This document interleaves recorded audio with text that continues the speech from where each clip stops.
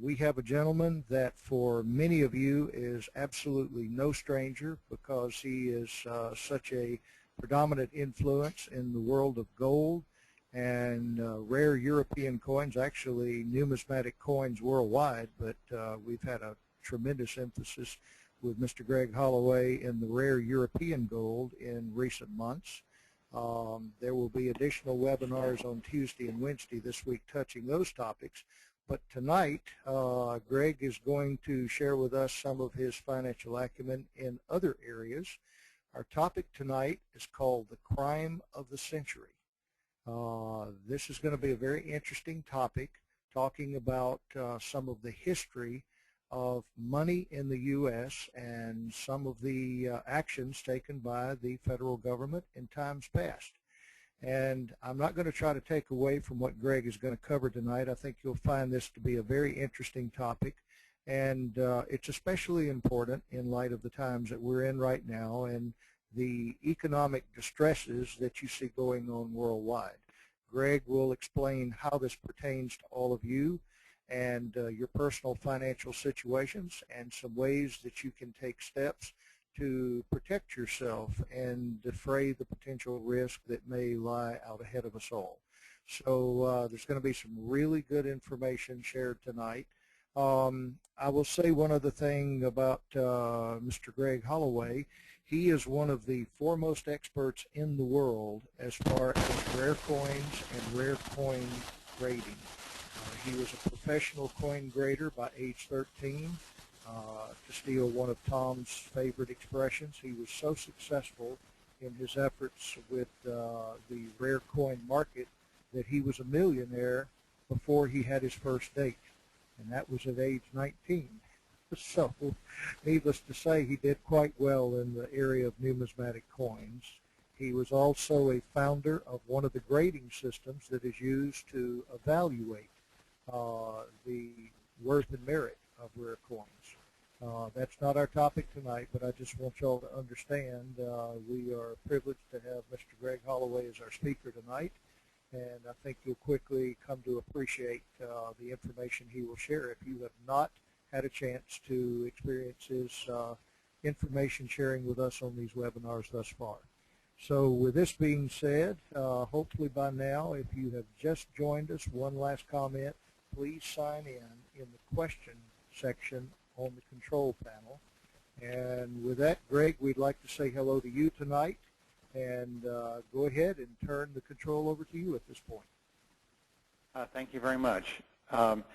Again, Chris, whenever I say the word change, switch the slides, and thank you all for listening tonight as we discuss one of the monumental events in world history that I've dubbed the crime of the century, and you'll understand more why I've called it that as we talk tonight. We will have an opportunity for you to ask questions at the end of the seminar, so make notes of what you'd like to ask questions about, and we'll discuss it later on. Change, please.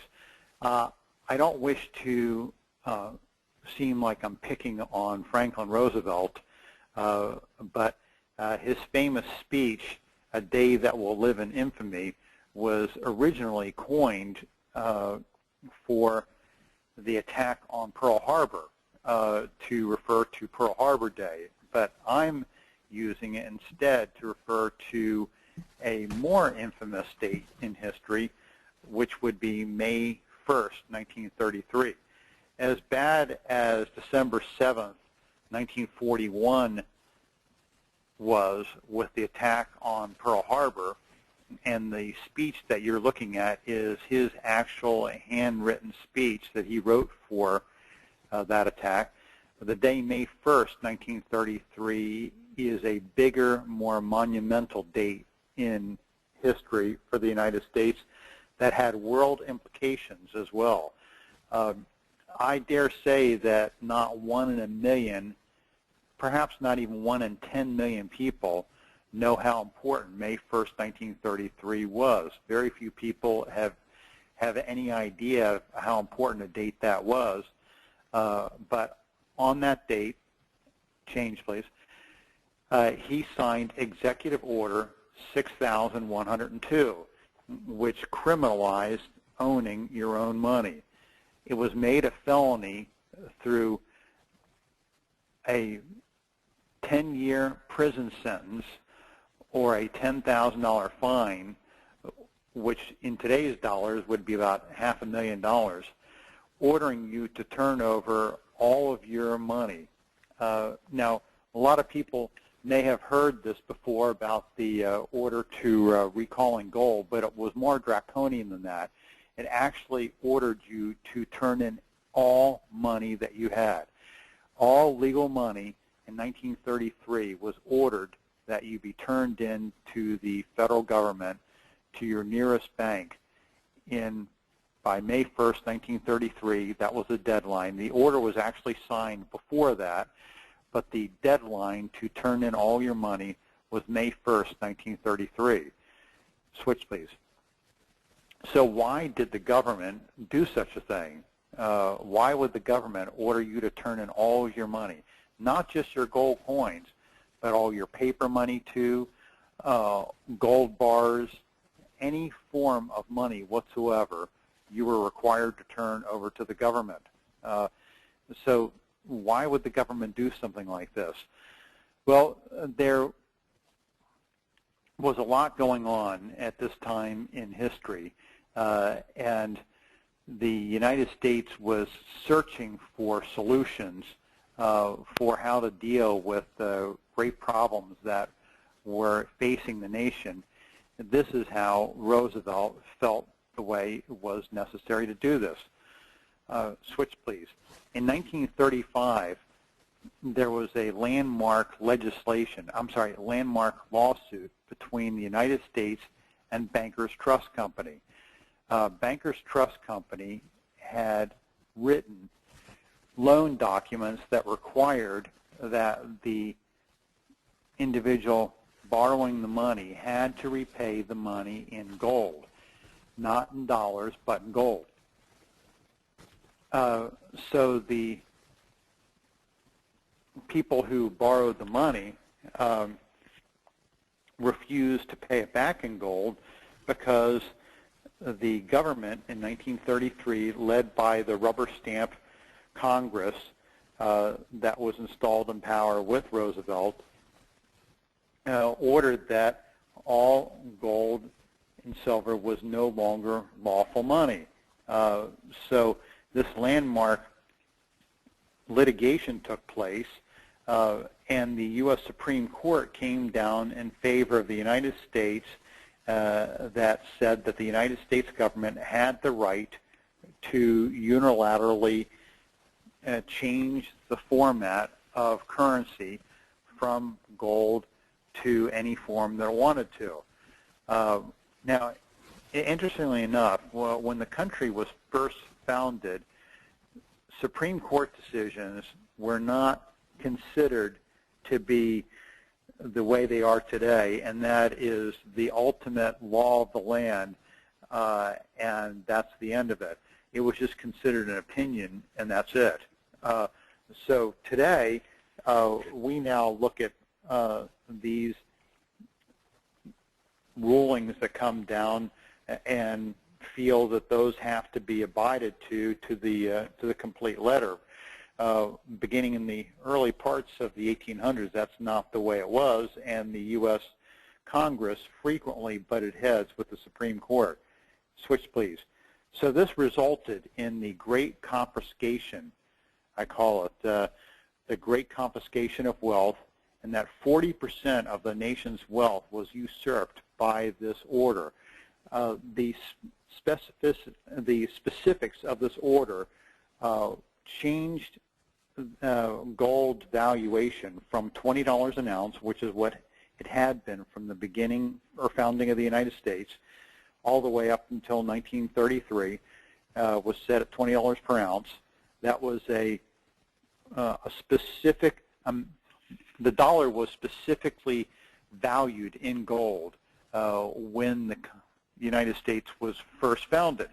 In 1933, as a result of this executive order, we were taken off the gold standard, so people no longer had gold coins to trade with. They no longer had gold certificates as part of their currency to trade with. But the United States was still recognizing a link in the value between gold and the dollar. So it was revalued to $35 an ounce, essentially a 40% drop in the value of the currency. So this is the motivation of the government for doing this. Switch, please. This was the solution to the Great Depression. That's right, confiscate 40% of the nation's wealth, and that's the Roosevelt solution to the Great Depression. Well, I don't see how that helped. I don't see how that's a reverse stimulus. That's not pumping money into the economy. That's taking money out of it. So by taking 40% of what every American owned, this was a situation that merely prolonged the Depression. Roosevelt is claimed by historians, probably Democrats writing, that he brought us out of the Great Depression. Now, I beg to differ. I believe that he merely prolonged it, that we never really came out of the Depression. It was only the massive war machine of World War II that ultimately brought the U.S. out of the Depression. So Roosevelt didn't bring us out of the Depression. He wasn't even president any longer by the time we did come out of the Depression. He was already dead at that point. So frankly, historians crediting him with ending the Great Depression is seriously bogus. He merely prolonged it, and the 1930s were a horrible period of Great Depression. And it all started with this criminal order confiscating America's wealth. Switch, please. So how was the U.S. Constitution illegally amended? You see, the reason why I call this the crime of the century is because of the fact that the U.S. Constitution specifically states that only gold and silver is money. So how in the world did Roosevelt get around this? How did he violate 150 years of history and unilaterally, with the stroke of a pen, order the criminalization of money and get his rubber stamp Congress to go along with it? Switch, please. Well, the procedure to amend the Constitution is quite complex. It was designed that way on purpose by the Founding Fathers to avoid these types of acts taking place. An executive order is not carry the weight of a constitutional amendment. An executive order, just so you understand how these work, is just something that the president writes, and with an executive order, he has the power to a limited extent to do certain things. The president is supposed to enact laws through votes of Congress, not through executive orders. Executive orders are meant to accomplish smaller things, not major events of history. So the procedure to amend the Constitution requires supermajority votes in the Congress and in the state legislatures. It is very difficult to change the Constitution, purposely ordered that there will be supermajorities so that there are not frivolous changes to the Constitution. The Constitution was meant to be a long-standing document that stood the test of time. It was not designed for anyone to come along with any crazy whim and change at will. Hey, Greg. So the states are required to vote on this. And Greg, this is Tom. Did I hear somebody say something? Yeah, this is Tom. One little point that's interesting. Executive orders were really meant to be war powers because the Founding Fathers put them in so that the president could, in a time of war, issue an executive order to take care of things that were emergency situations. Because back in those times, it took months to assemble Congress because They came in by horseback and carriages and so on. And so the executive order was set up to where a president could issue an executive order, but Congress could repeal it within 6 months. However, if they didn't act to repeal it within that 6 months, then it had the force of law. And so, unfortunately, FDR and many presidents since then have misused executive orders and issued executive orders that, knowing that they had control of the Congress and the Congress wouldn't repeal it, the Congress was sort of a pet Congress. They could basically use the cover of the executive order to say, well, we didn't enact the law, but knowing that it would become law if they just sat on their hands.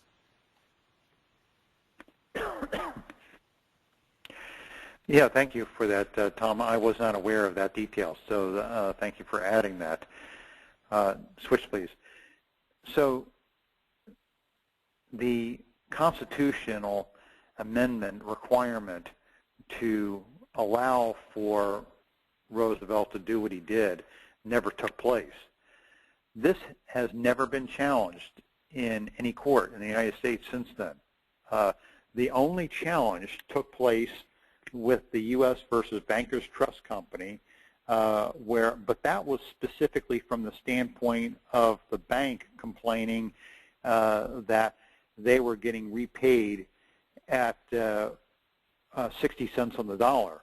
The bank was complaining, hey, we're getting screwed here because we loaned out 10,000 ounces of gold and we're getting repaid at 60 cents on the dollar. And the Supreme Court ruled, tough luck. The government has the right to change the currency, but they did not address in that ruling the big picture. And the big picture is that, yes, the government has the right to do that, but only through amending the Constitution, because this is a part of the Constitution. And so the Supreme Court did not deal with that issue in the 1935 case. So as a result, this issue has never been challenged in court to this day. It's never been challenged. Switch, please. So Roosevelt opened Pandora's box to a line of presidents afterwards that would just completely ignore any semblance of financial responsibility and spend however they wished to accomplish whatever objectives or goals they might have. And that has led us to what we have today, a totally irresponsible government that has no semblance of financial order. Switch, please. So Roosevelt was ready with his Federal Reserve notes, Johnny on the spot, and ready to be implemented into his new fiat currency environment that we now have to this day. So when you went to the bank in May 1st, 1933, like a sheep to the shearer, you turned in your gold and your gold certificates, and you walked away with a piece of paper that was issued by the Federal Reserve, whoever the heck that is. So you no longer had United States currency anymore. You now had Federal Reserve currency. So switch, please. So what is the history of paper money? We started with what were called continental dollars when the country was first founded back in 1776. And since then, we've had a variety of currencies as we have wound our way through the decades. Gold coins remained constant. They were the old reliable. They never had a problem with them. So the United States first started making gold coins back in the late 1700s, and they were made all the way up until May 1st of 1933, when Roosevelt stopped the minting of gold coins and ordered people to turn them in. So for 140 years, the United States made gold coins that were reliable, that were dependable, that never lost their value. Now, against that, the United States has a history of making all kinds of different paper money. It's very, very interesting. We don't have time to go into all the details tonight, but I may do a separate seminar on the history of paper money sometime if you all would like to. There are literally thousands of different types of currencies that have been made in this country between the late 1700s and today. It's quite fascinating, all the different types of currencies and what they were made for and how they were backed and so forth. But what's interesting to note is that these different currencies didn't all have the backing of precious metal behind them, and some of them were dishonored over time. We even allowed private banks to make currency in the U.S. for some time. So we've had a veritable free-for-all as far as paper money in this country over the years. And unless you think that your money today is just funny money or monopoly money, this is not unusual. The U.S. has been doing this since virtually the beginning. The continental dollar became worthless very quickly because it wasn't backed by anything. And even during the time period surrounding the Civil War, there was currencies that were being issued to pay for the Civil War that ended up becoming worthless later. So very fascinating, and we'll get into that more at another time. Switch, please. Well, the love of money is the root of all evil. That, of course, is a quote by none other than Jesus. Note, he didn't say that money is the root of all evil, and I note that fine point because frequently those that call themselves Christians lambast people who seek to build businesses and seek to create wealth as being rooted in evil, and that's not the case. It's not that money is the root of all evil. It's the love of money that's the root of all evil. So that fine point difference is what has driven our nation. Frankly, if you look at what's happened in our nation, even at the very beginning of it, it's all been about money. Switch, please. Benjamin Franklin was actually quoted as saying forced fiat money, not the Boston Tea tax, not the tea tax that sparked the Boston Tea Party, was the true reason for the War of Independence. If you do some research on the history of the founding of the United States, you'll find that this is true, that it's not the Boston Tea Party that really started it. It was anger over the force by Great Britain that we use their unbacked currency. That's what fiat money is called. It's unbacked currency. It's just paper money. The United States was forced to use it. It wasn't recognizable in paying taxes. Only precious metal was. So as a result, Great Britain could play games with the United States as it wanted to in the way it revalued its currency. So you see these games of hyperinflating and deflating currency has been going around since virtually the beginning of time. This is not a new game, folks. This is what sparked the American Revolution. So let's think about this for a minute. This is what caused people to take up arms to want to have a free nation because of our forced indebtedness and slavery, if you will, to the master that was calling the shots over how money was going to be valued. This is very fascinating and important to understand as we move forward through our seminar tonight. Switch, please. The United States had its first central bank in 1791.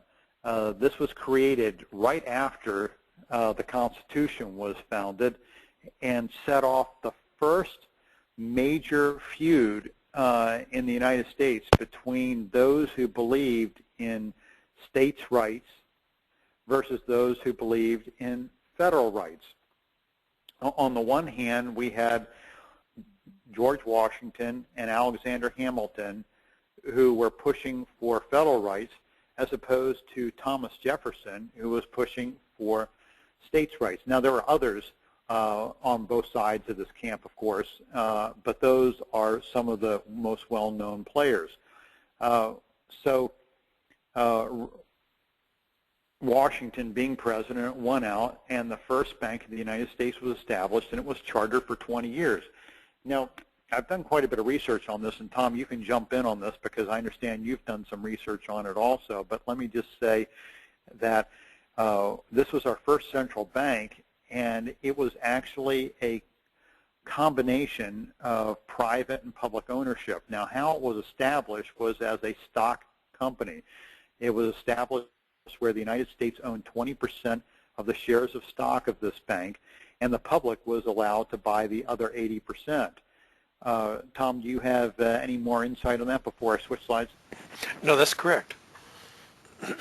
The only other comment I would make is that there was a lot of controversy about starting a central bank at all, and the reason that there was no central bank provided for in the Constitution was that the Founding Fathers had suffered under central banking in Europe and didn't want it because having private banks in control of the issuance of the money had caused problems in Europe. The bankers got richer, the citizens got poorer, and they didn't want it. So there was a lot of controversy over it, and there's a lot of many of the Founding Fathers fought bitterly against the establishment of the first bank in the United States. That is correct. As I mentioned, that Jefferson and Washington were on opposite sides of this issue.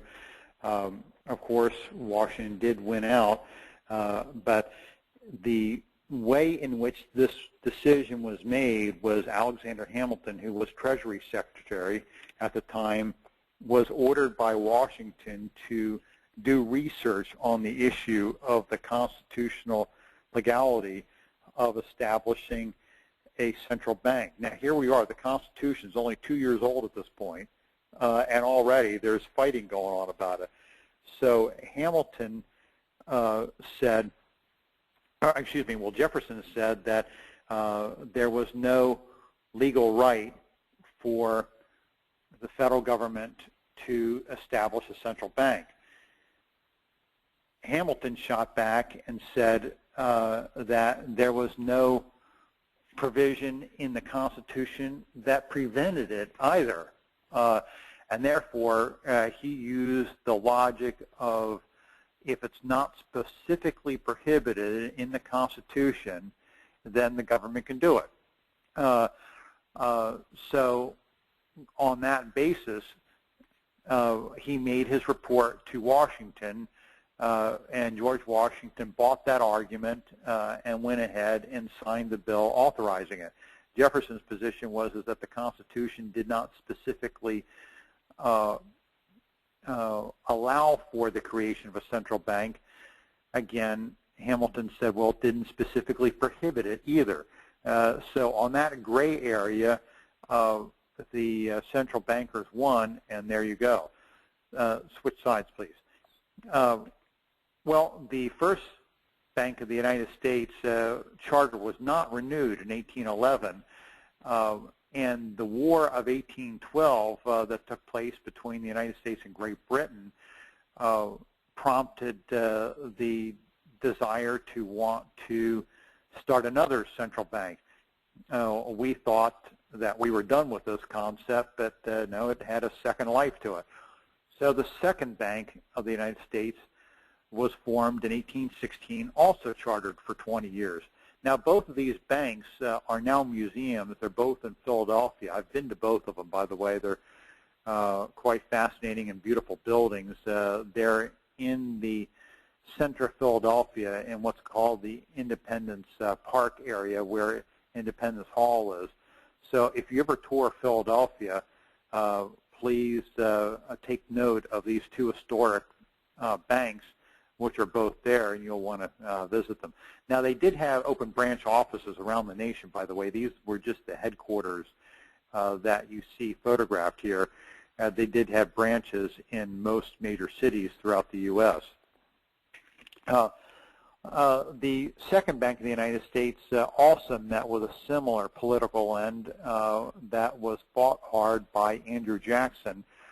Andrew Jackson did not believe in central banking and wanted to end the second bank of the United States, so he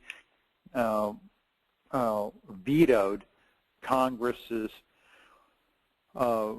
renewal of the 20-year license for the bank to operate, and therefore it ended in 1836. Switch, please. Well, today we have the third U.S. central bank, which is the Federal Reserve System. It was founded in 1913. There you see a photograph of the Federal Reserve Bank headquarters in Washington, D.C. That building does still exist also. I've been to it also.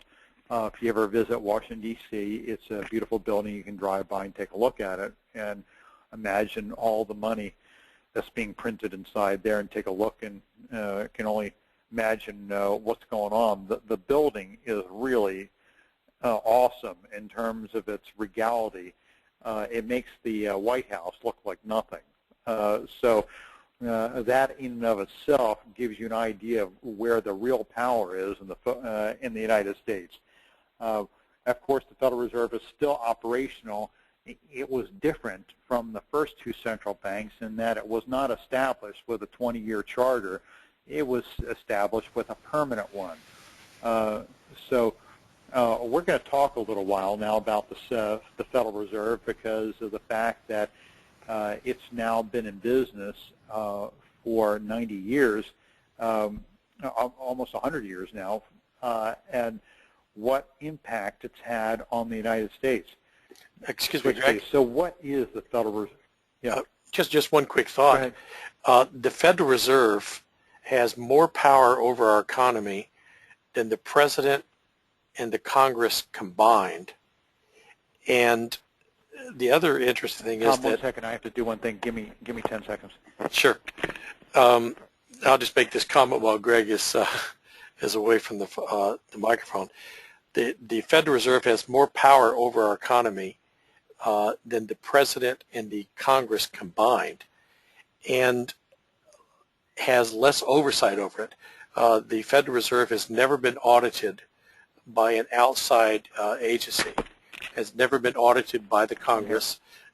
When the claim has been made, which it has been repeatedly, including by congressmen, that the Federal Reserve has never been audited, they say, oh, yes, we've been audited, but it's always an internal audit. They've always been audited internally. They have never allowed Congress to audit them. They say that would destroy their independence. But they should, of course, be audited by Congress. They should be accountable to Congress. So they have more power over our economy. They control the interest rates, which means that they control the economic health. They control whether there's inflation in the country. They control mortgage rates. So they control the economic climate in the country. They even control the ability of the country to wage war. Because if you don't have money to pay the soldiers, you can't go to war. So there's awesome, awesome power in the hands of a bunch of private bankers. Sorry for the interruption, Greg. Go ahead. No, it's excellent because I don't claim to know everything. I have done a great deal of research on this subject because I find it quite fascinating as to how this could all happen. How was the Federal Reserve created? Switch, please. Well, it was created in 1913 by a group of private bankers, elite, wealthy individuals, and politicians in 1913 that got together to determine the fate of the United States. Now, this organization was founded 20 years prior to the illegal act of taking us off the gold standard. So this is no mere coincidence. I mean, this was obviously planned and thought through long in advance, and vast fortunes were made during the Great Depression by those who had money to be able to buy things dirt cheap. There is far more that meets the eye, folks, than what the history books have taught us. And these aggressive acts to steal the money of the United States was deliberately done. And we don't know, we'll never know who actually pulled the strings to accomplish this, but there was an enormous transfer of wealth that took place as a result of this. And small groups of people became enormously wealthy. They were able to buy up enormous amounts of the prime real estate of the United States for pennies as a result of this realignment of finances that took place. Switch, please. As Tom was discussing, the Federal Reserve is not a public institution as people may mistakenly believe it is. It is a private institution with some public aspects to it. The public aspects of it include that the President appoints the chairman of the Federal Reserve out of the sitting governors of the board of the Federal Reserve. The Congress also appoints some of the members of the governors of the Federal Reserve as well.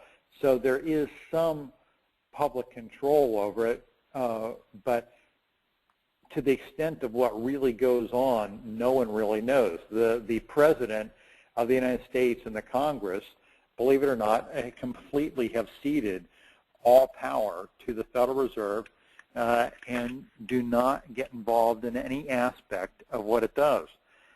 Switch, please. So why was the Federal Reserve created? This is the big question of the day, and it's, if you go on their website, you'll see that it was created because of bank panics. Bank panics were a big problem in the United States because of the fact that we had a free market system with banks the way we do with everything else today. We have a free market system. So what do I mean by that? Okay, well, a bank took in loans, took in deposits from individuals and then turned around and loaned the money out.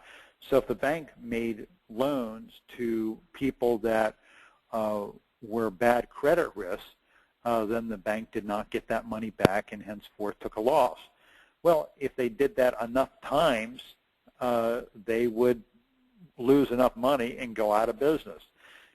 When banks started to get shaky in their finances, rumors would start and there would be runs on banks.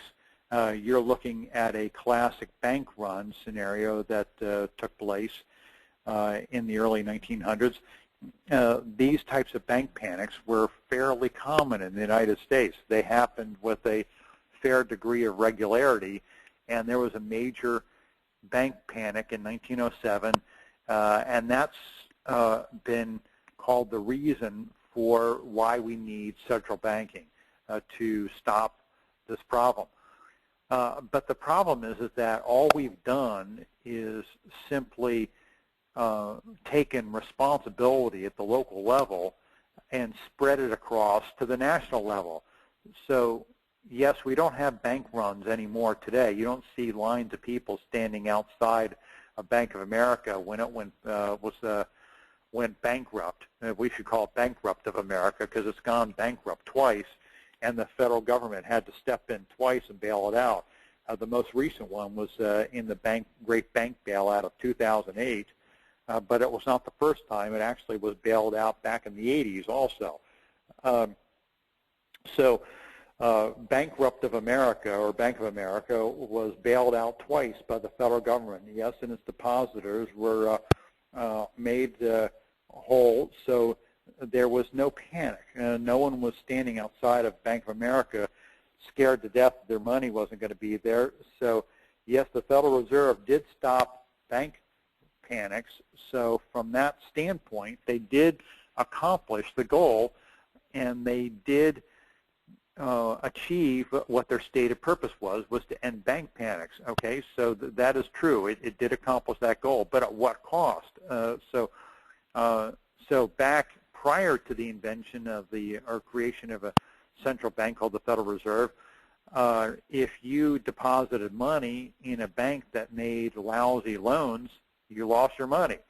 So it's a similar concept to if you invested your money in a bad company, meaning a stock, and you didn't do your proper research, or the stock company was run by bad management, then you lost your money. What the federal government has done has essentially nationalized the concept of sound banking and has allowed for all types of widespread abuses in the banking system to be papered over by the guarantees of the federal government. That's why we have such an enormous deficit today, because we've been bailing out bad bank loans for so long. So yes, we did solve the bank panic problem, but at what cost? All we've done is just shift the problem to another pocket. Switch, please. Now, the Federal Reserve has been given the power to create money. This is unique to the third central bank, and what makes the Federal Reserve unconstitutional.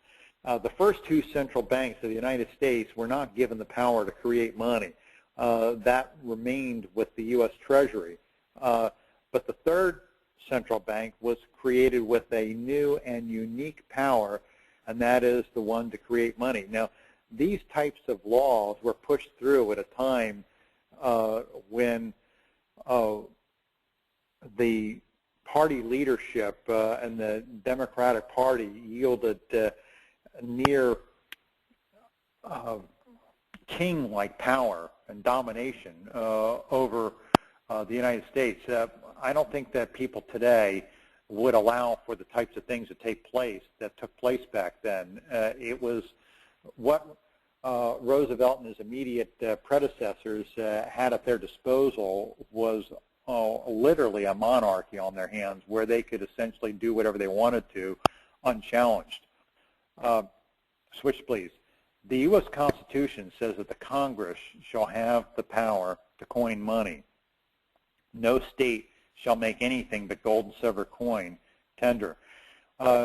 This is very important to understand, and was the reason behind, next slide please, Thomas Jefferson's famous quote in 1791 that if we allow central bankers to control our currency, we will wake up indebted and slaves in the country that we once inhabited. To do so will allow us to turn over the power of coining to those that would abuse it in such a way that would be, in essence, more dangerous than allowing a foreign army to invade our country.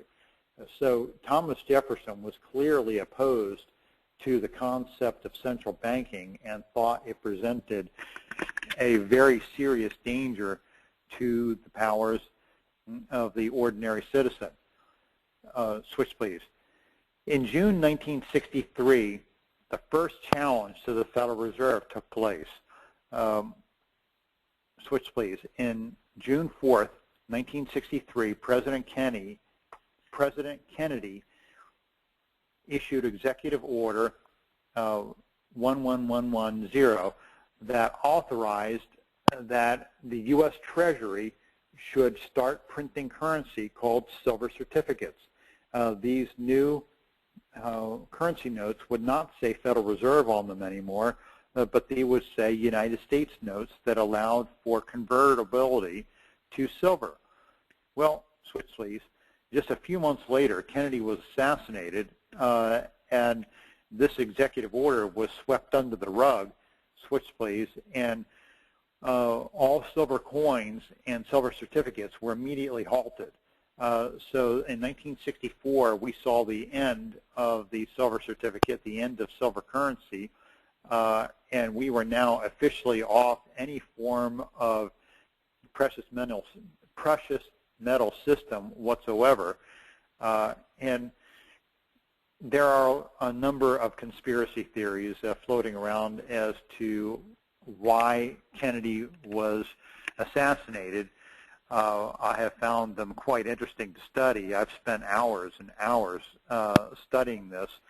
And this particular one has got quite a bit of meat to it, that this was the first ever challenge to the Federal Reserve that Kennedy allowed the printing of currency through the U.S. Treasury. Now, you have to understand the significance of this is that when Roosevelt ended the gold money, real money system in the United States, there was no more United States currency any longer. In my next seminar I'll do on the history of paper money, you'll see there was no United States currency from 1933 all the way to 1963 when Kennedy ordered that we start creating U.S. currency again through the Treasury Department. And that's how the Constitution states that it has to be done, is that only the United States is allowed to make money, and it's only allowed through the Treasury Department as authorized by Congress. Well, that's not the case with the Federal Reserve. It is not run through the U.S. Treasury. It's done through the Federal Reserve. So this difference allowed for two competing currencies, if you will. One United States currency and one Federal Reserve currency were being actually printed at the same time. It was a very interesting time in history. Folks, we actually had two organizations, if you will, making currency in the United States. We had the United States government making currency, and we had the Federal Reserve making currency side by side at the exact same time. So Kennedy was introducing some competition here to the Federal Reserve in a way to essentially put it out of business, because if you had your choice between a United States currency that was called a silver certificate, redeemable in silver, or a Federal Reserve note that's good for nothing, which would you take? Well, the answer is obvious. You'd rather have the silver certificate. So that competition didn't last long, because as soon as Kennedy was assassinated, out went the silver certificates, and this was immediately done away with. So you can't help but wonder if he was assassinated for monetary reasons.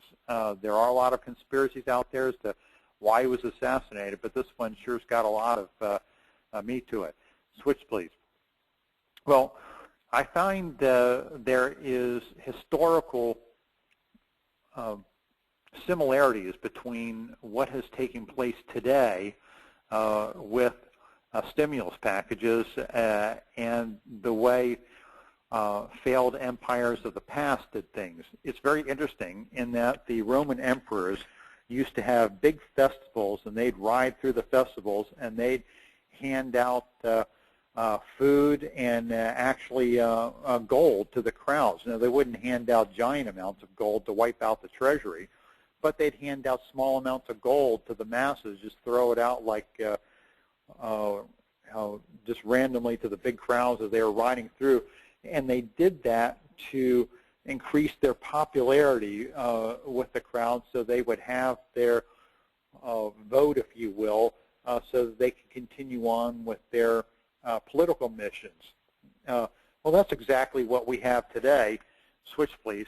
The average American lacks fundamental economic understanding and just frankly believes that U.S. money is an unlimited natural resource and that it's always there if You know, the average American needs unemployment. He just expects that check to keep coming.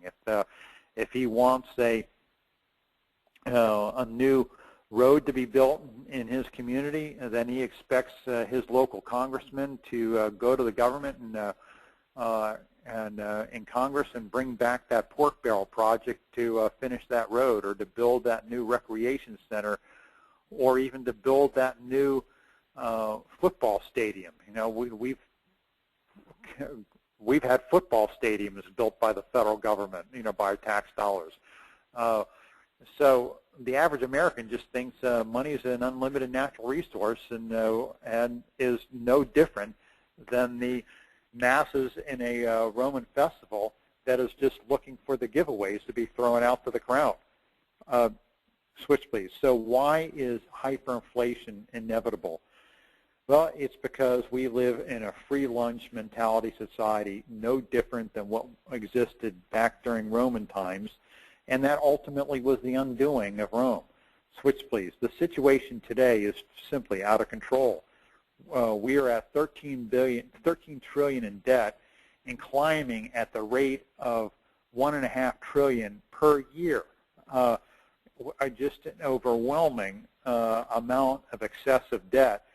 And switch, please. That works out to today $43,500 some odd owed for every single living person in America. Now, the average person does not have $43,000, so it's clear we're bankrupt. This amount of money will never get repaid. There's no way this is going to happen. Switch, please. In the present year, 2010, we had the largest annual deficit in history, a gap of $1.5 trillion. Not only is the gap the largest deficit in history, it's also the largest percentage gap in history. Look at that difference. That's overspending by 60% what the income is. It's just an outrageous gap. There's just no way to close it. The debate going on right now heading up to the midterm elections is a joke. The Democrats are talking about we need to keep spending, we need to keep the stimulus going, and the Republicans are saying, no, you don't need to, we should stop spending so much. That's not the way out. But they're not addressing, either party, the big picture, and that is that this gap cannot get closed unless there is drastic cuts, not just slowing down the amount of stimulus money being spent, but draconian cuts. Neither party is prepared to address the situation. Switch, please. So we have near zero interest rates at the moment, which is the calm before the storm. Switch, please. Currently, we have 1/5 of the entire income of the United States going to pay the interest on the national debt. Now, you go back decades ago, there was no national debt. So as a result, or very little, we didn't have to set aside large amounts of our tax dollars just to pay interest. But today, 1/5 of the total income of the United States, and when I mean total income, I mean all personal income, all corporate income, all trade tariffs, all forms of U.S. income, 20% of it goes just to pay interest. Switch, please. But we have near zero interest rates, so that's why it's the calm before the storm. Soon interest rates will rise to the average rates of the last 50 years, and when that happens, the interest cost will then be 40% of total revenue. Switch, please. What will happen then? Is it possible for the U.S. to close this enormous gap? Not only are we running this enormous budget deficit each year, but the gap of the problem of interest rates rising is going to cause it to rise even further. This is a serious problem. Switch, please. Who is going to bail us out? That's the big question. What nation is big enough to lend enough money to the U.S. to take care of this problem? And switch, please. The current Federal Reserve Chairman, while we've been talking about tonight that the Federal Reserve is not a constitutionally ordained institution, this has been the hallmark rallying cry of some members of Congress, notably Ron Paul of Texas. Ron Paul ran for president in the last electoral cycle.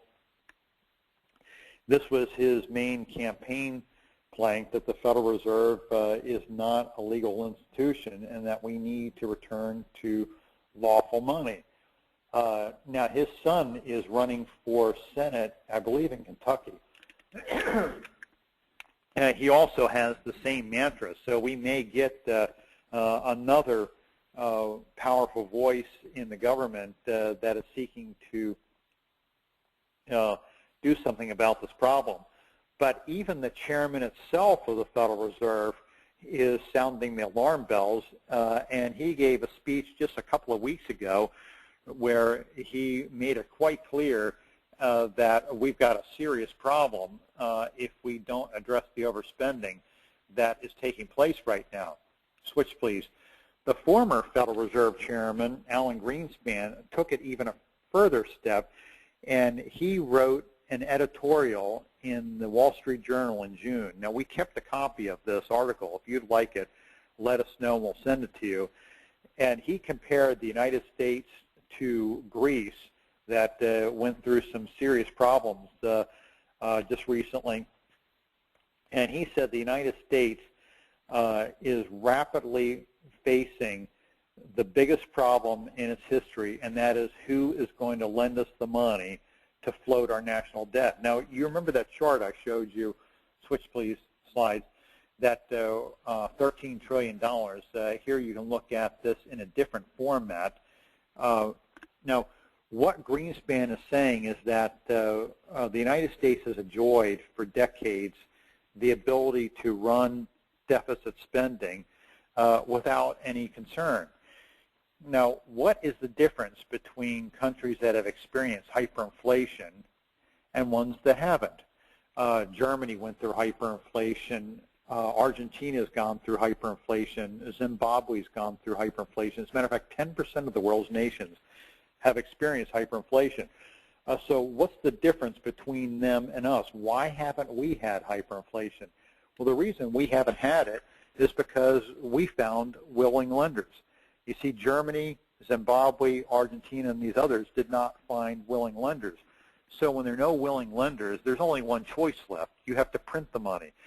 Now, Greenspan, in his editorial in the Wall Street Journal in June, said that the United States is fast approaching the day of reckoning where there's not enough money available in the world to float our national debt any longer.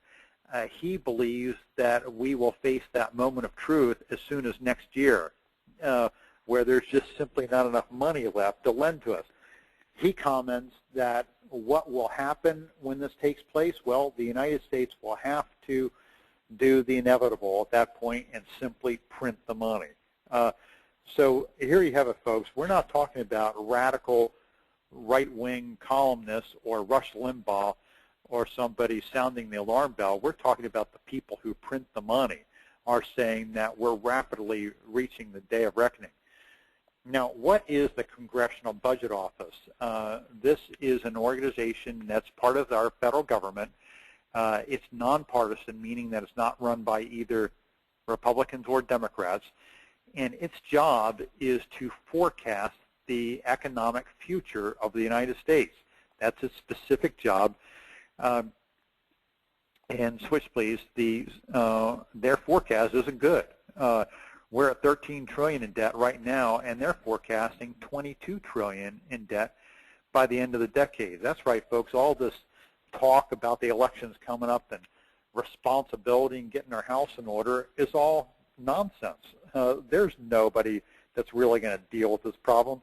They're just going to keep on spending.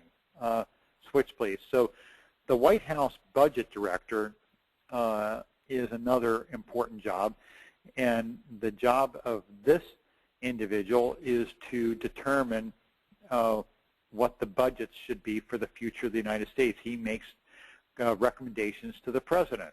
Now, of course, this individual is a Democrat. Switch slides, please. He just recently resigned, and there is some speculation I read that he resigned under pressure from Obama because of his openness and candor as to how he believes things are. And here you have the statement he made that we are on an utterly unsustainable fiscal course. Now, this statement was made just before his resignation, so you can see that even the top White House budget director sees that we cannot continue like this. Key congressional leaders, switch please, have also made similar soundings. John, I'm not quite certain how to pronounce his name, Boehner, is the highest ranking Republican. He may become majority leader should the House take back, or should the Republicans take back the House. And he said how many alarm bells have to be set off before Washington Democrats get serious about tackling dangerous budget deficits. In all candor, though, the Republicans are just as guilty of what's taken place as the Democrats are. And these types of statements show that finger pointing is still the way of dealing with things today, frankly, in America. There is no political party that is standing up and saying, we screwed up, we allowed this problem to take place, we take the blame for it, and here's what needs to be done to straighten it out. No, they simply point the finger at the other guy. Switch slides, please. Judd Gregg is the senior Republican on the Senate Budget Committee, and he said this is clearly a scenario where the country is going to go bankrupt. So, switch please. The president knows this is coming. Why is he ignoring this imminent disaster? Well, switch please. It's very simple. There's no will for it. The American people don't want austerity. They want free lunch. They're like the Romans in the festivals. They want the leaders to throw out goodies to them. Why do you think this has been going on for 2,000 years? The Romans weren't stupid. They knew how to curry the votes of the masses. Give them free giveaways, and then you've got their vote. Well, the leaders of the United States understand this 2,000-year-old tradition, and that's exactly what they're doing. But they've created this monster debt, and there's no way out of this, and we're fast approaching the point where there's no money to lend us to get out of it. So that's when we come to the point where we have to print our way, and that's when hyperinflation begins. So this could be coming as soon as next year, according to Greenspan. Switch slides, please. There has been severe rioting in Greece over forced austerity measures. Now, for those of you who are not familiar with what's going on in Europe, Greece is a part of the European Union that uses the euro as its currency. The euro is now just a 20-year-old experiment with a common currency, and it's starting to see fractures already in the system. It was Germany that pressured the rest of Europe into adopting the euro. Germany has seemed to have gained as a result of this, but the weaker countries are now facing problems because by adopting the euro, they're no longer allowing their own currencies to float, and they have to maintain this rigidity of the common currency. So Greece has been faced with huge budget deficits and was ordered by the rest of the European Union Commission to bring down their budget deficits or face expulsion. So as a result, Greece agreed to do that. So they've had to severely cut back their spending. Now, there's nobody that's got a hammer over the United States. This is a very interesting thing to watch going on because Greece has to be subservient to the EU headquarters that mandates how much they're allowed to spend. To be a member of the EU, you are not allowed to deficit spend unlimited amounts. You must maintain fiscal balance to be a part of the EU. Well, Greece has not lived up to this agreement, and they were ordered to do it or be expelled. So rather than be expelled, they agreed to do it, and now there's rioting going on in Greece, and it's projected to become really bad over the next few months because the tourist season was able to pump up Greece a bit over the last few months, but now that's over, and they're expecting a rise in unemployment again and severe stress. So this could create another financial panic in Europe again, causing further volatility in the price of gold. But what's interesting here is that Alan Greenspan compared the United States to Greece in that the people do not want austerity. People do not want to see their welfare checks cut back. They don't want to see their government giveaways cut back. And when that happens, we have now the precedent of what happens when you do this. You have rioting. So folks, get ready for some serious problems. I believe that we're going to have hyperinflation. I believe that we're going to have rioting. I believe we're going to have martial law in the U.S. Because this is inevitable. When the inevitable point takes place where our debt gets so high that we can no longer borrow the money, then that will be the hammer that exists over the U.S. See, Greece has the hammer of the EU to force it to be, bring it into balance. The only hammer that exists over the United States is foreign lenders. And see, China and Japan and Germany and other wealthy nations are keeping the U.S. afloat. That's who's loaning us the money. And when they say, you know, we're not loaning you the money anymore, then we're going to be in the position of Greece groveling to our masters that have lent us the money, and they're going to force us to adopt austerity measures, and that's when it's going to hit the fan. Hey, Switch, Greg. please. Yeah. Greg, one little interesting side note of this. You mentioned that Greece is threatened with being kicked out of the EU because of not meeting ratios. There's a certain ratio, I don't remember exactly what the ratio is, of deficit to GDP that it's around 3%. Yeah, it's about 3% they're allowed to maintain. Right. If you don't meet that, you can't become a member of the EU, and if you don't maintain that, you can be kicked out of the EU. Here's an interesting side note. The United States of America does not meet that ratio. We far, far exceed that. We're something like 10%. Our deficit is something like 10% of GDP. So we would not qualify to join a socialist organization like the EU.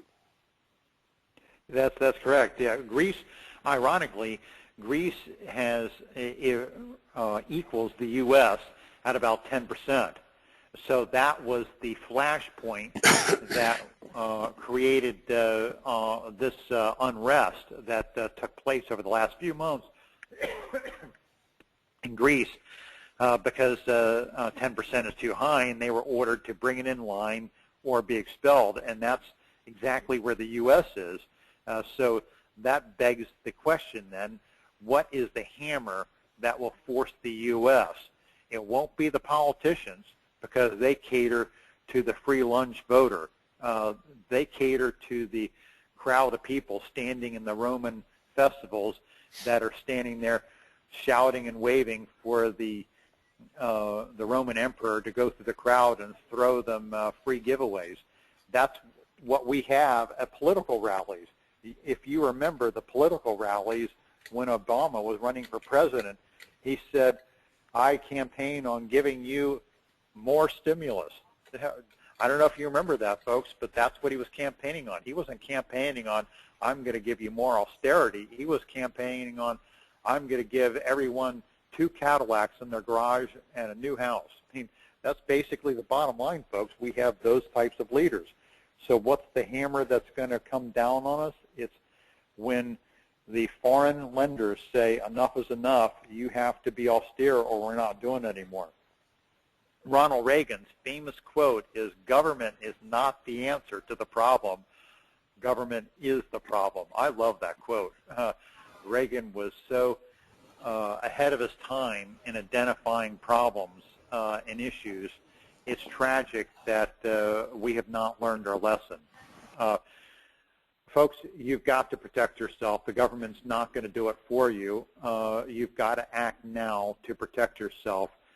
Switch lives, please. The ultimate safety is having gold in the bank. When you get right down to it, it's the only true money from the beginning of time. It's the only real money that was sanctioned by the U.S. Constitution. We just learned tonight about how Roosevelt and his henchmen made it illegal to own money that was constitutionally mandated in the crime of the century. I hope you all learned a lot tonight, and we open it up for questions.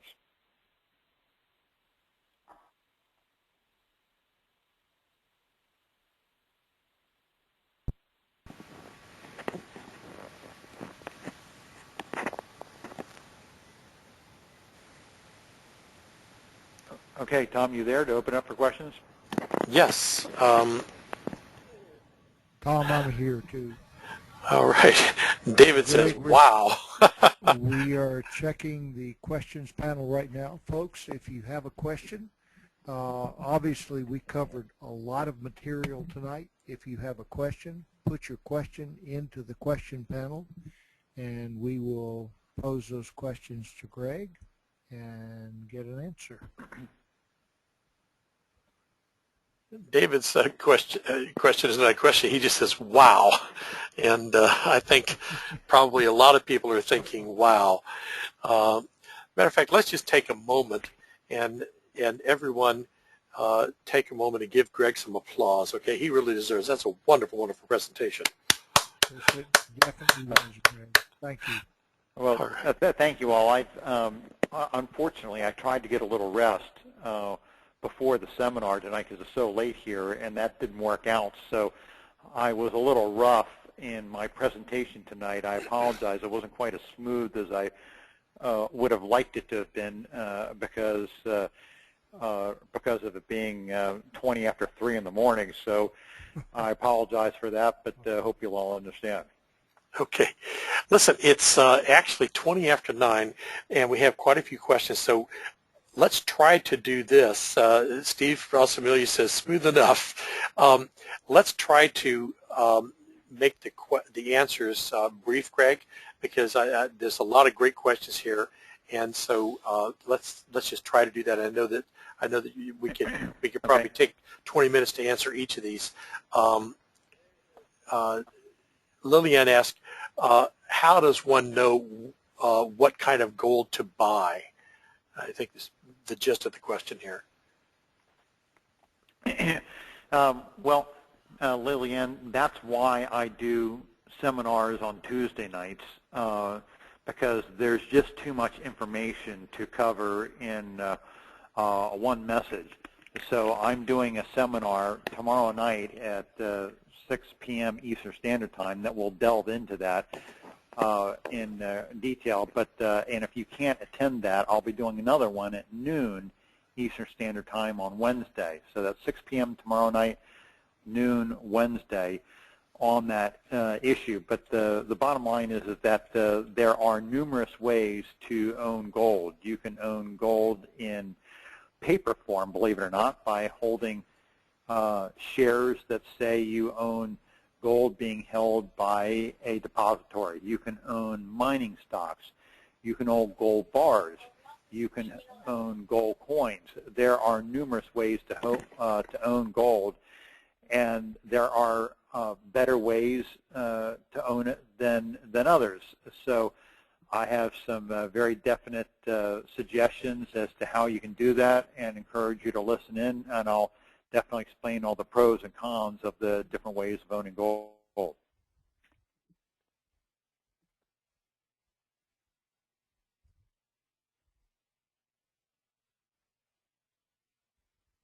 Okay, what's the next one?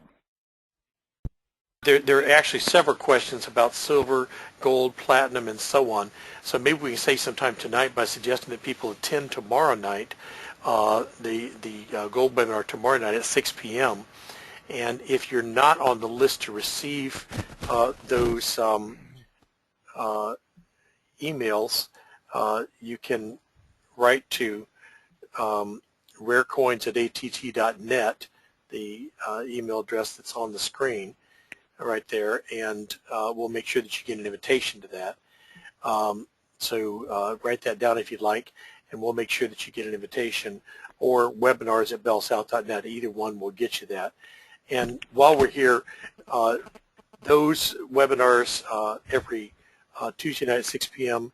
and every Wednesday at noon, for those of you that are in Europe, are very valuable, and Greg teaches on those. And also every Monday night, these investor education webinars. By the way, we're doing a special thing to encourage attendance at webinars.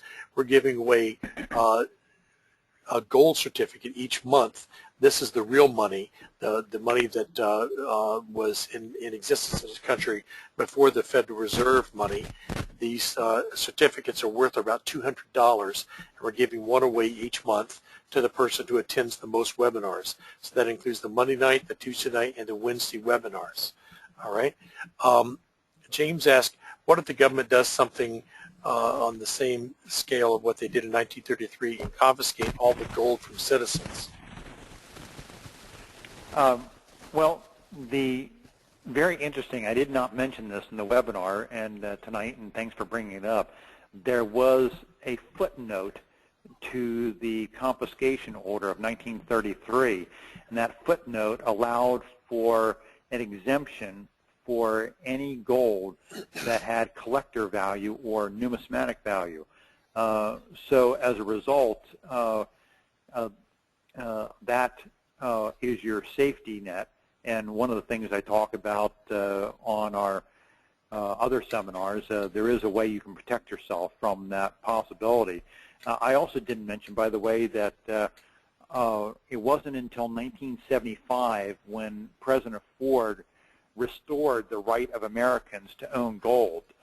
So I forgot to mention that tonight. This question brings that to mind, that Roosevelt ordered the money to be turned in. It wasn't just gold. He ordered all money to be turned in so he could devaluate the currency by 40%. That was his motivation.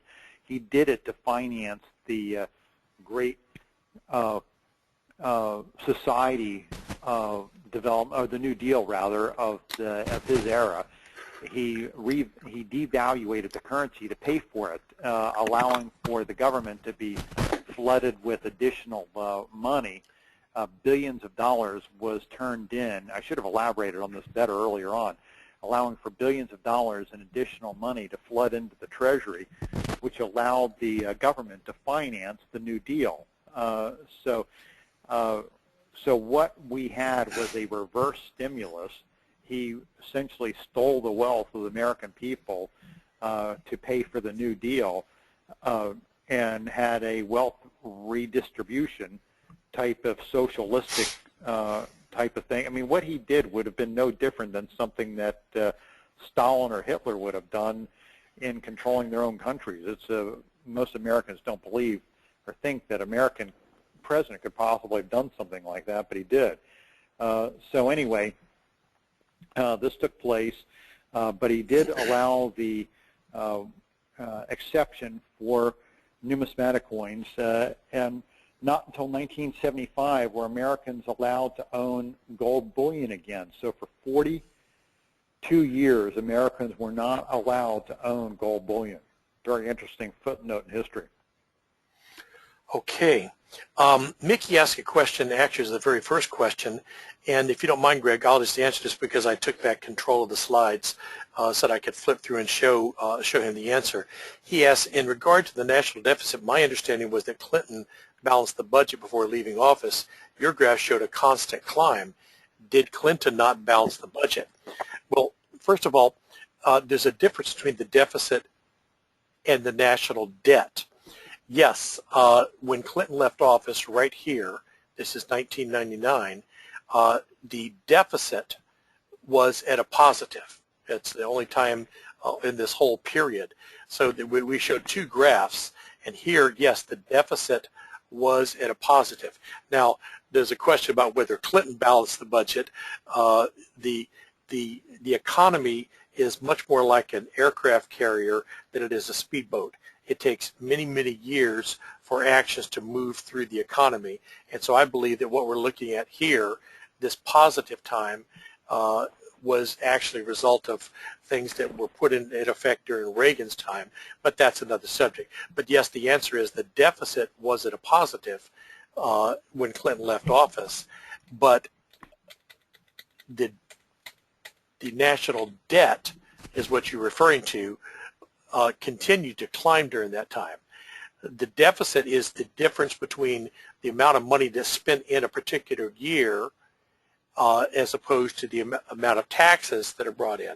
So yes, Clinton could claim, I balanced the budget, but most people don't realize that the budget can be balanced in that particular year and the deficit continued to climb, and it did. Okay. Patty has a question. I think the food stamps, welfare, and unemployment benefits should be very short-term, 12 to 18 months, and prior to receiving a stamp or a penny, a drug test should be taken. Don't pass, no money. Quite simple. Okay, that's a political statement, and I would have to agree with her. Outstanding information, Greg. Thanks once again. Patty attends almost all the webinars, and she's a big fan. So not a real question there, but a good comment. Thank you, Patty. Michael, what other asset do you recommend acquiring in addition to gold, Greg? Silver. Okay. I'm pretty narrow-minded. Precious metals. There's a saying, make new friends, keep the old. Gold and silver are the rule. Or he who holds the gold makes the rules. So there's a couple of good sayings about that, and I like those very much and encourage you to build your financial house around that, having real money, because very few things in the world offer any stability at the moment besides besides these that have precious metals in them. Okay. Michael has a good question.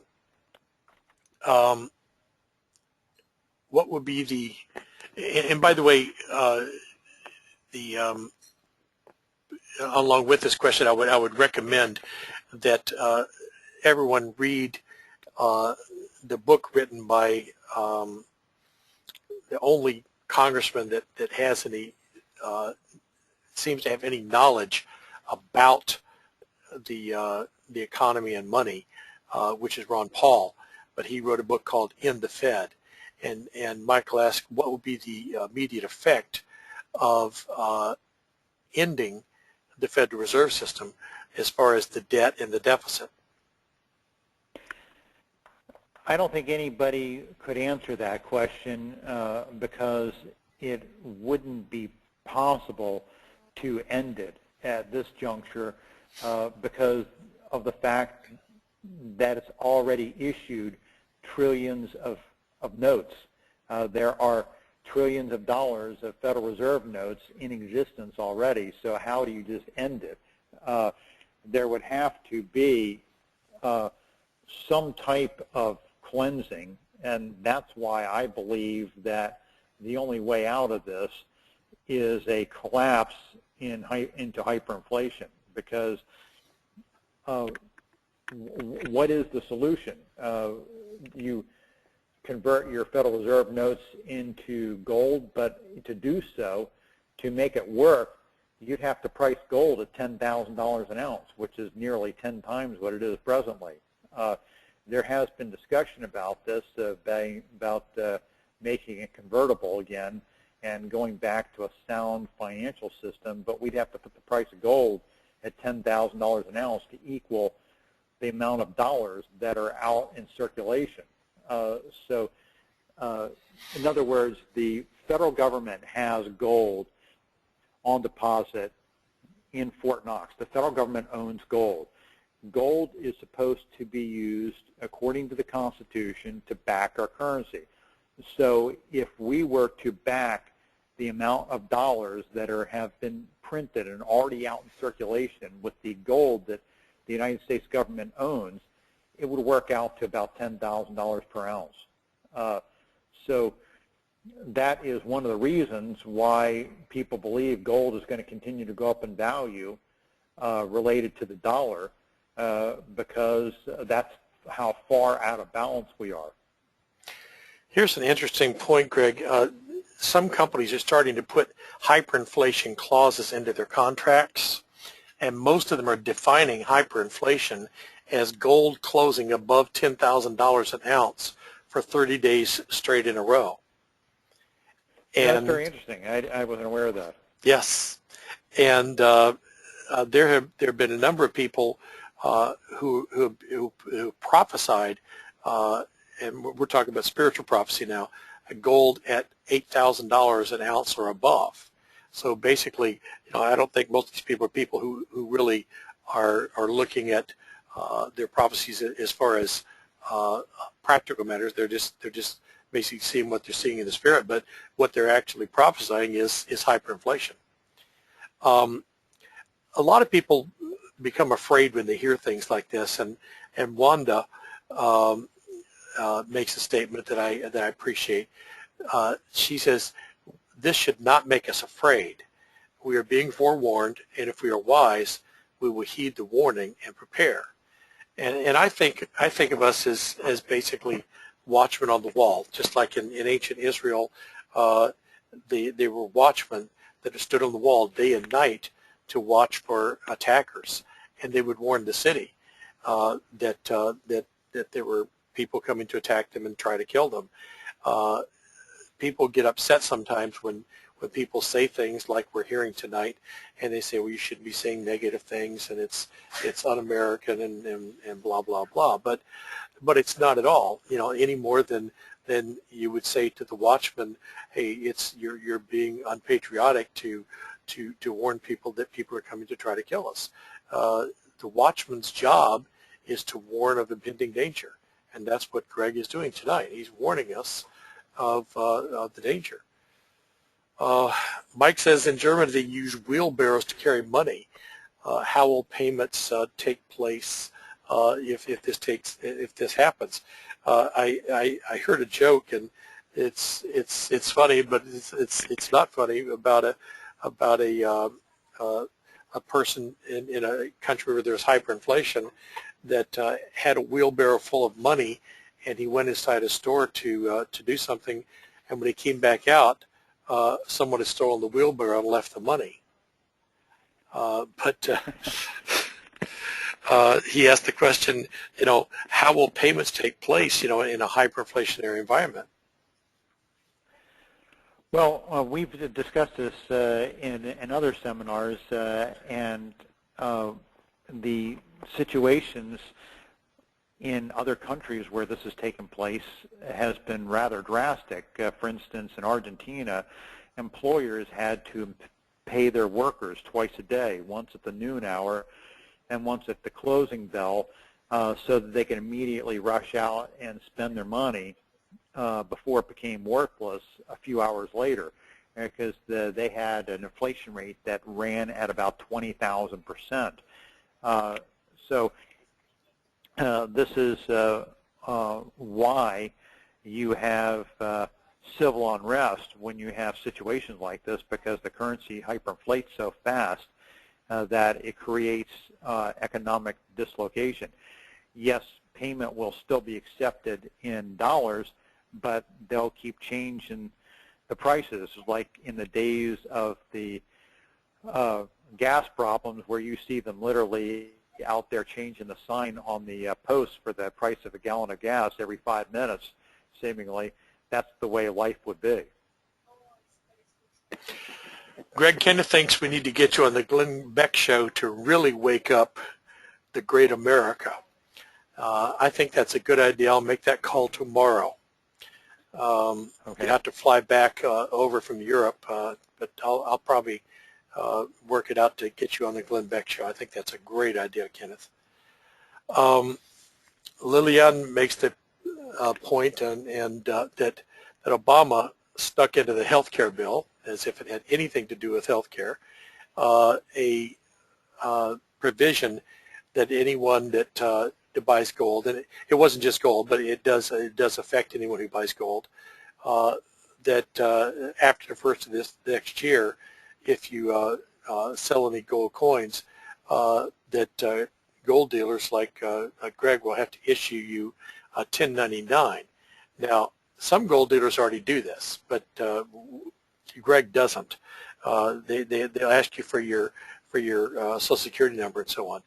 That's not the case, but of course, if the law starts requiring it, then we'll have to. But right now, there is no legal requirement. This is the only financial transaction that you can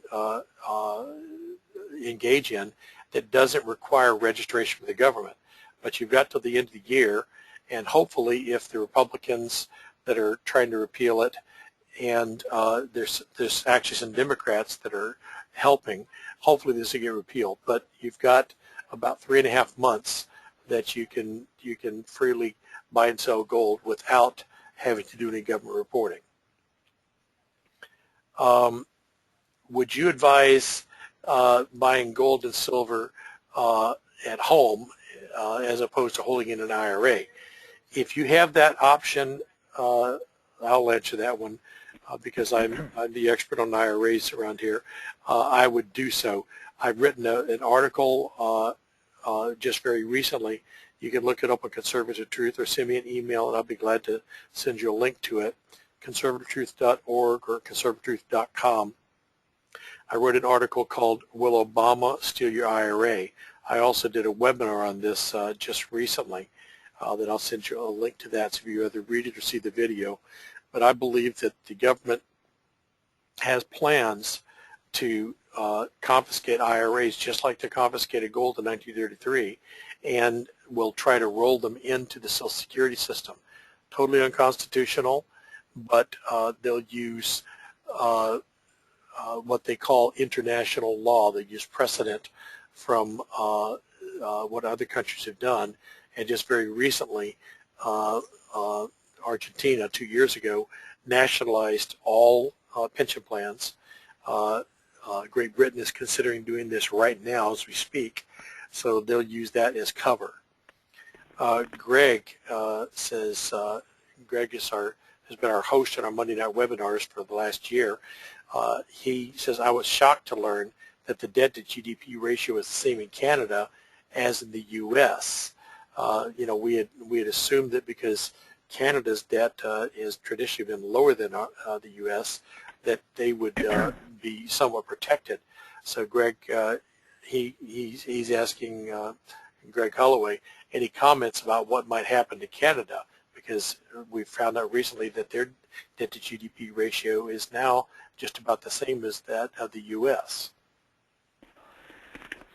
Well, of course, as the United States goes, so goes the rest of the world. The United States went off the gold standard in 1933, and the rest of the world followed shortly thereafter. So should we experience hyperinflation here, it will be a worldwide epidemic, and that is the reason why the price of gold has been climbing steadily for the past decade. This is no mere bubble, folks. As a matter of fact, we have a study on the issue of, is gold a bubble? And it quite clearly shows that the increase in price of gold has been very steady and deliberate, as people around the world have developed a serious fear that we are experiencing not just the United States sovereign debt crisis, but a worldwide sovereign debt crisis.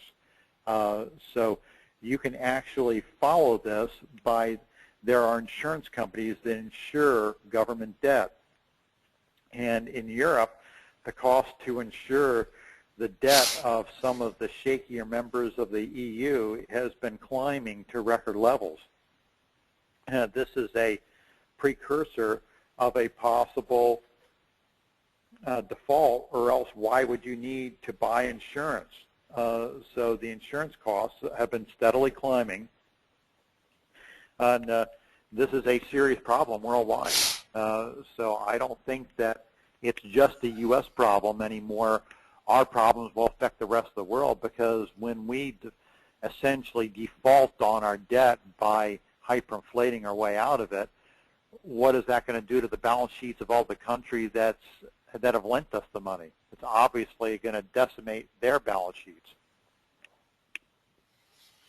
Okay, William says, on confiscating IRAs and 401ks, Robert Reich floated that during the Clinton administration, and the Department of Labor has an open comment period right now on this issue. William, if you could send me anything you've got on that, any links, I would appreciate that. Dominic says, great job, gentlemen. Michael asked the question, where are gold dealers putting their receipts for sales? I can't comment on other gold dealers, but I know, Michael, that Greg and I deliberately, as I said, do not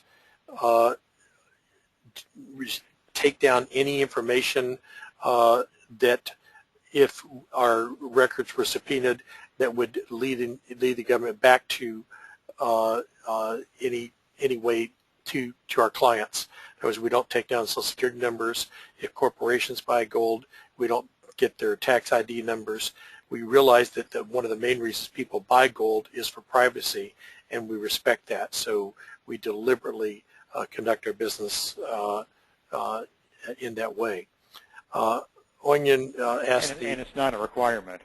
It's not a requirement, and so until and unless it becomes a requirement, we're not going to do that. Although, as I say, many gold dealers do, I don't know why they do this, because it's not a requirement, but many gold dealers do take down people's Social Security numbers. Kind of crazy to me. Onion, who lives in Europe, asked, how much euro paper money is the circulation, and what is the debt of the EU? Greg? Well, the debt of the EU is substantial, and in terms of how to quantify it compared to the United States, it's not as high. The United States is the world leader in debt, so there's nobody that does it like we do. So the EU has problems, not so much with enormous debt collectively, but with the individual stability of the member nations, as we talked about earlier. So their struggle is, how are they going to maintain their union? I don't see it happening.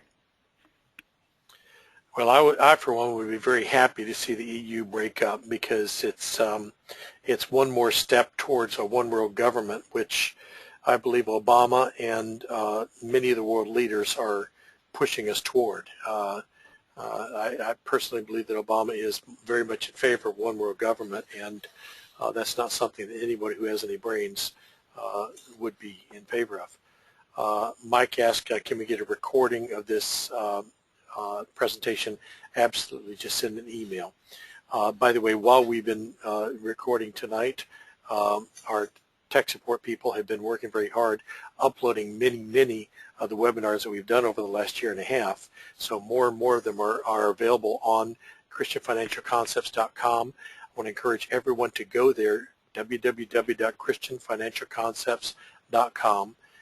Become a member. There's no cost to that. We do that simply to keep the bandwidth down, so that only members will be able to access the recordings. But it'll make it much easier to view the recordings. Let's see, there was a good question on here. Oh, well, actually a comment by Greg Gary. It says, the people perish for lack of knowledge, according to scriptures. And he said, we are being given knowledge, so we don't have to perish. That's good. Oyen from Europe says, thank you all so very much. God bless you and yours. God bless America. Amen. God bless America. America needs prayer and needs blessing. This is fantastic that they're being uploaded now. How can we refer people to the site? Just simply tell them to go to christianfinancialconcepts.com, and any that are not on the website, they're still accessible by links. They can just email them. We'll send them a list of the links, but it would be much easier and quicker to access them via the website. All you have to do is just go through a simple process of registering. It's called the Member Zone, bottom left. Go down there, and then they can become a member.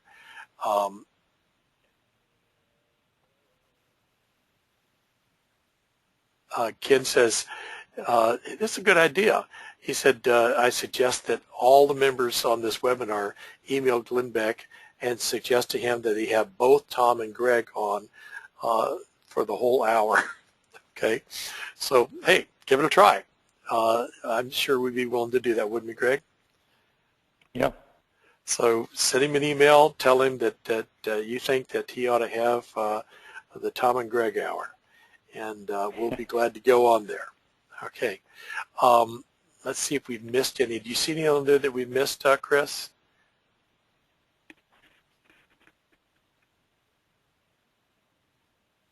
Hey, Tom, sorry. I had my mic muted. No, I think we're in good shape. This has been awesome. Other cultures that own gold, such as India, will own us. Well, that's true. Also China. China is not only, they're very smart. They have not only as a country been increasing their gold reserves, but they've also been encouraging their citizens to own gold. If you think about it, if the citizens own it, the country owns it. So That's right. While for 40-some years we made it illegal for citizens to own gold, here we have another country telling their citizens, go out and buy gold.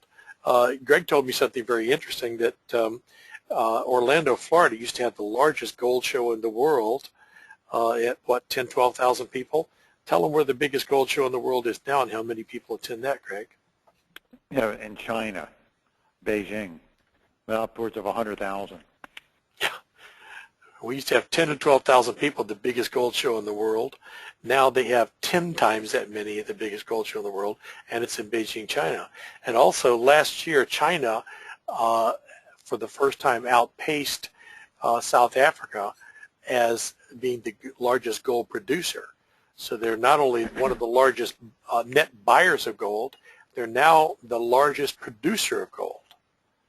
And they're pushing for gold to be the new currency of the world, to have a gold-backed currency. Go ahead, Greg. And speaking of gold, I'm predicting now that we will hit a new record price for gold as soon as this month.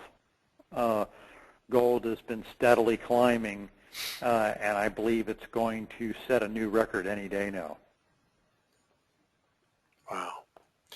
Dominic asked, can the United States use its own gold in Fort Knox to shore up its future debt, or has it exhausted that fallback? No, it can. It's just that each ounce of gold would equal $10,000 to get the system in order. So we could go back to a gold standard. It's just that we'd have to recognize the fact that paper is worthless, and to make it work, we'd have to put it at about 10,000 per ounce. Effectively declaring hyperinflation. Correct. That's the only way to. It's the only way to bring it into balance. Wow. Okay, folks, we've had quite a long webinar tonight. It is being recorded, and we have a large number of webinars that have been recorded already on a variety of different subjects regarding gold, inflation. As you can see, Greg is an expert on inflation, monetary systems, international finance. You won't find anybody that knows more about this than he does. He can help you get your finances in order to protect yourself for what's coming. because what's coming is not going to be pretty. No, any more than an individual family can continue to spend and spend and spend and go deeper and deeper in debt and not pay the piper eventually. No more can a nation do that. And eventually, Tom, I yes. also want to mention that Tom, I also want to mention that we'll be talking about sophisticating hedging techniques tomorrow night at 6 p.m. So it's not that just I say buy gold, and that's it. We have a number of ways of trying to help you prepare for this inevitability. Yes, and I was reviewing what Greg's going to talk about tomorrow night. I'm not going to try to preview it because there's too much to cover. But for non-speculative money, for money that you have that you don't want to put at risk at all, he has a very interesting technique that doesn't involve speculation at all. That's absolutely guaranteed, where you can put money into gold, where there's no risk at all, and can bring some very, very good returns. So make sure you listen in tomorrow night. I think we need to kind of wrap things up. Greg, it's almost 4 o'clock in the morning for him there, but there's some great articles that you can request. There are many, many hours of webinars that you can study.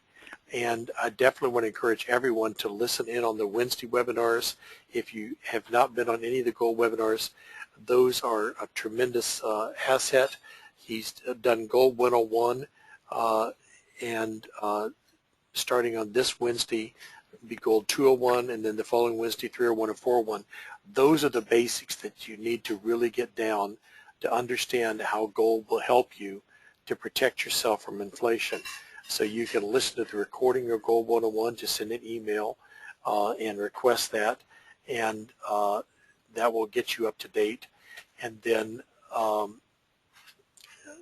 listen live to Gold 201, 301, and 401 at noon for the next 3 Wednesdays. And with that, Chris, do you have any final words that you'd like to give to the folks? Tom, I think we've had a great session tonight, honestly. Nothing to add. All right.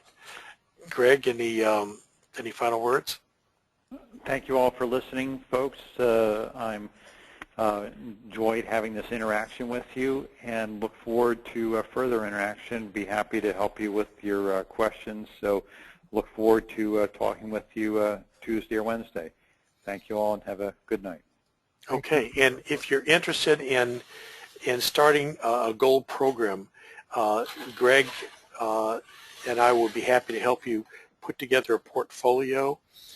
Just as I used to do in the stock market business, I've been in investments for 35 years, and I used to help people put together financial planning portfolios.